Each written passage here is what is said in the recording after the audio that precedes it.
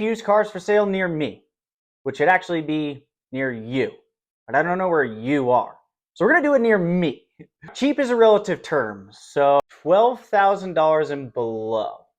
Now, I'm gonna try and find some better deals. At the end of this video, I'm gonna give you the #1 car that I would buy right now under $13,000, if we can find the right one, under $13,000, no questions asked, because I've owned it and I still do, and it's great. It's also probably what you're not expecting. All right, I'm gonna start my search here on Car Gurus. If you see my other videos, you see I start with Car Gurus to find the car that I actually want, and then when I find the specific model, I go on Auto Tempest and search through that, because Auto Tempest compiles all searches from Car Gurus, Auto Trader, even Craigslist, eBay. And when we're in this price segment, we need all information. Let's jump in.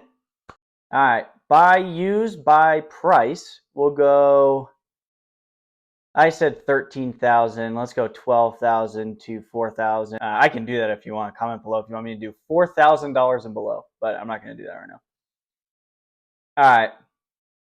When we're looking at this, I'm just going to go mileage. I'm not going into all-wheel drive, four-wheel drive. You can't put too many variations when you're going this cheap of a car. I'm going to do 90,000 miles or fewer. And okay, one thing to note, if it doesn't have the deal gauge, so it says, like you can see here, good deal or great deal, probably a salvage title.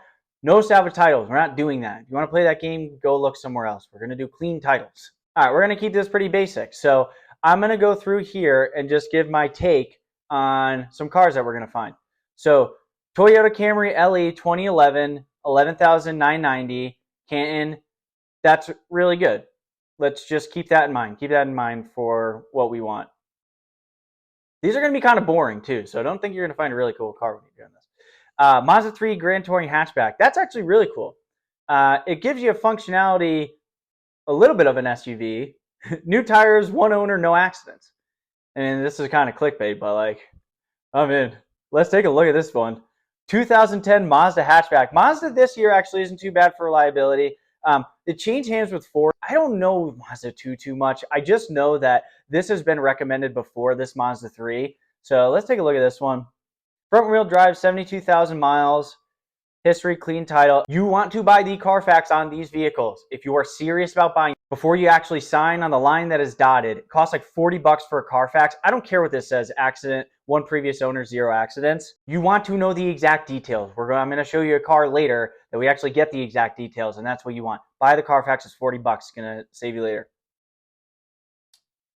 Average market price is lower than average market price. Okay, cool. Toyota RAV4 base, $6,000 for 77,000 miles. Why the heck is that? All right. Why is this so low? Because it looks so good.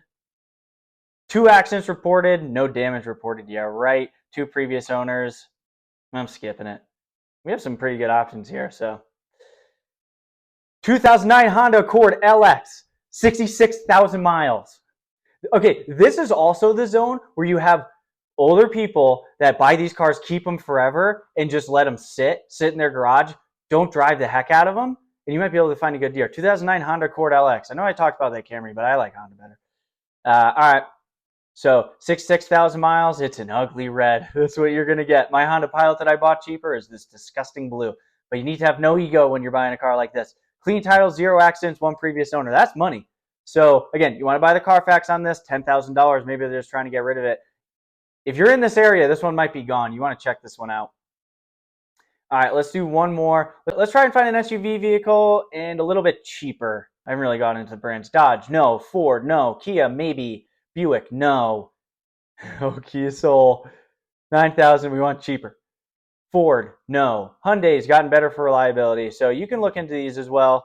I think that's not a bad start. 2005 E500 4MATIC Trap. Why is it a trap? It has an air suspension. If you've never owned a car with an air suspension, it will break. It will sit down on its butt. It's going to cost like $2,000 to fix that, especially in E-Class. Foreshadowing for another car I'm going to tell you about. All right, let's do one more page for the sake of time. Keep going. Kia Soul, $8,000. 73,000 miles, Kia Soul Plus. If you have no ego for a really ugly car, I've driven one of these as a rental car in Florida. It's not that bad. It's front wheel drive. It's not all wheel drive, but let's look into it. Okay, 7,995. You might be able to beat them down a little bit on the price too. All right, what do we got? 1 accident reported, 3 previous owners. You're gonna have to go into this one, but you are at such a low level. You're at 7,995. You get it down to $7,000. You might have an accident in there. Hopefully, it's just a little ding. If it's a massive accident, you know where it'll tell you that? On the Carfax. So if it's just a little one, little rear end fix, good. It is a little SUV, gives you more functionality. No ego, Kia Soul in puke green. All right, now to wrap up the video, I told you I was going to tell you the best car under $13,000 that I would recommend because I've owned it and I still own it. And I'm going to continue to own it until it dies because it is a phenomenal vehicle. Hint right here.